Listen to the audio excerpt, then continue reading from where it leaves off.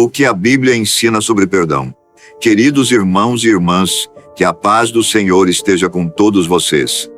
Hoje vamos falar sobre um dos temas mais profundos e transformadores das Escrituras Sagradas, o perdão. Um assunto que toca o coração de Deus e que deve tocar também o nosso coração. E ao longo deste vídeo, vamos descobrir juntos como o perdão pode revolucionar nossa vida espiritual e nossos relacionamentos.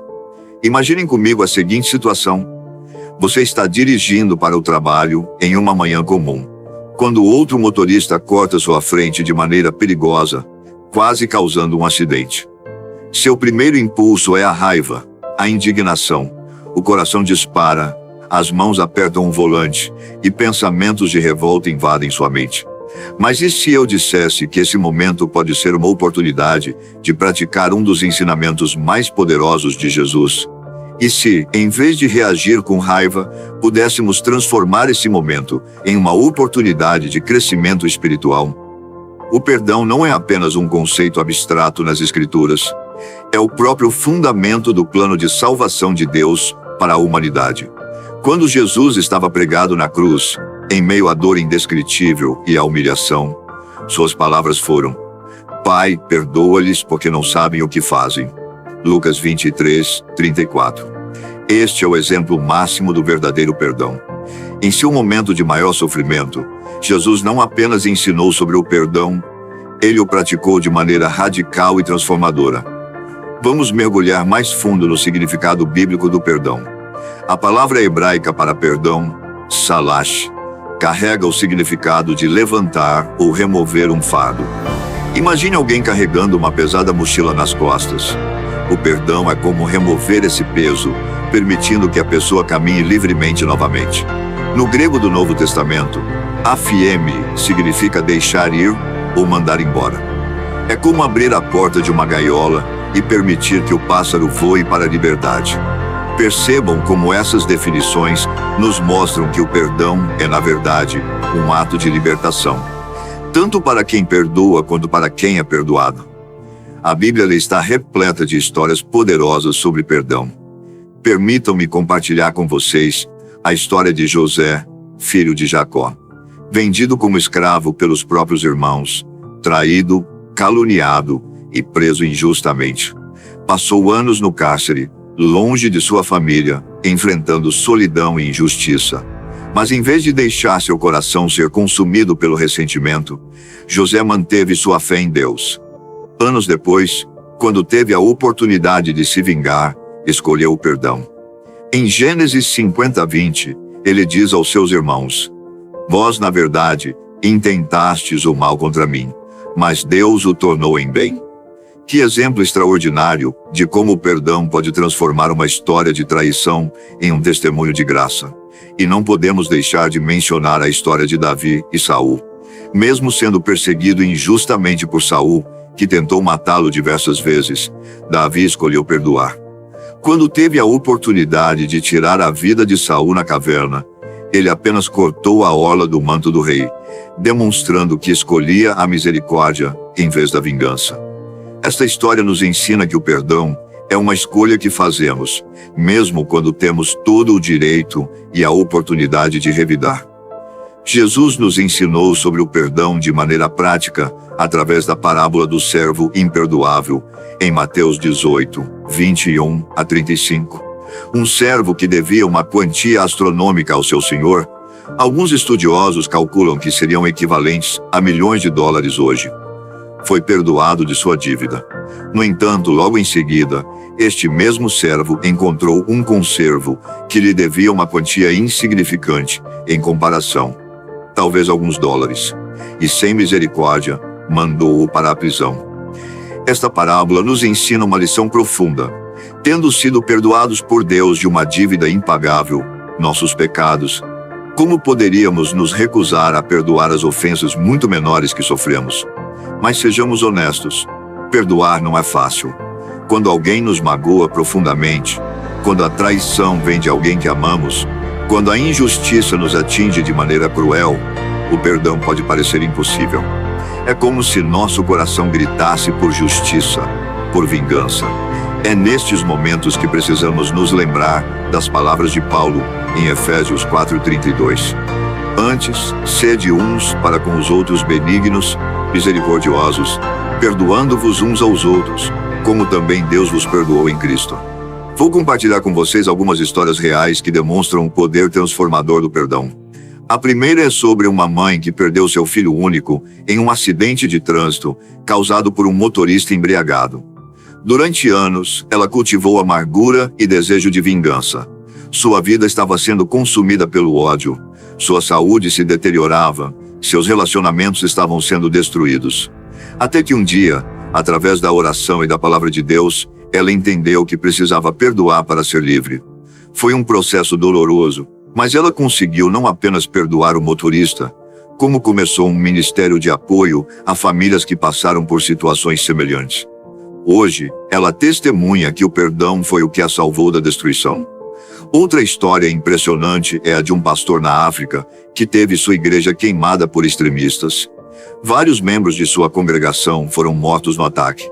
A comunidade esperava uma reação de ódio e vingança. Mas em vez disso, o pastor liderou sua congregação em um movimento de perdão e reconciliação. Ele começou a visitar as famílias dos atacantes, oferecendo ajuda e compartilhando o amor de Cristo. Anos depois, vários dos antigos perseguidores se converteram ao cristianismo, tocados pelo testemunho de perdão que presenciaram.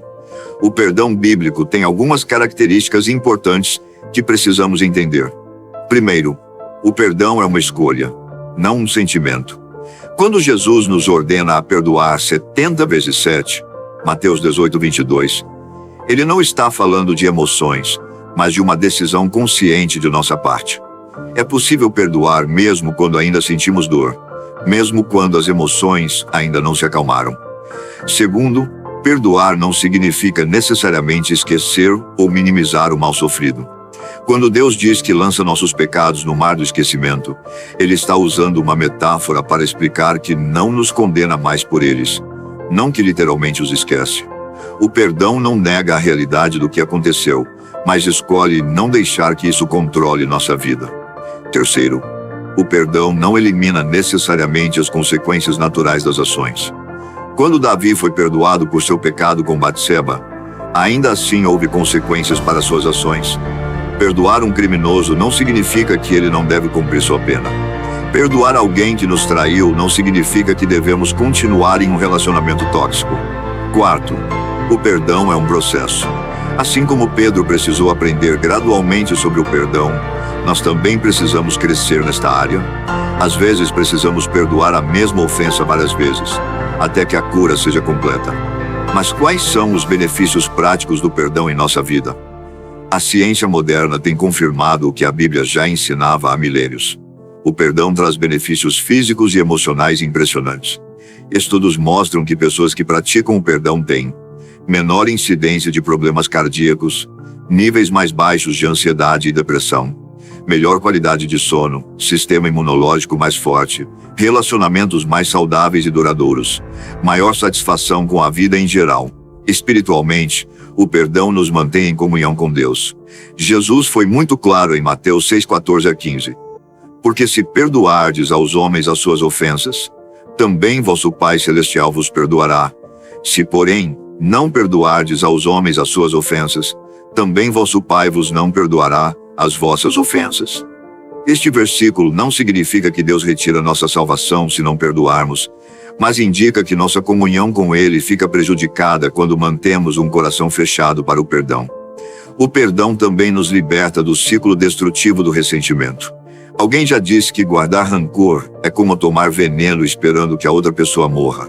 O ressentimento é um câncer espiritual que corrói nossa alegria, nossa paz e nossa capacidade de amar. Como podemos, então, desenvolver um coração perdoador? Vou compartilhar alguns passos práticos. Primeiro, precisamos reconhecer nossa própria necessidade de perdão. Quando entendemos a magnitude do perdão que recebemos de Deus, torna-se mais fácil estender esse mesmo perdão aos outros. Faça uma lista mental de todas as vezes que Deus te perdoou e continue te perdoando.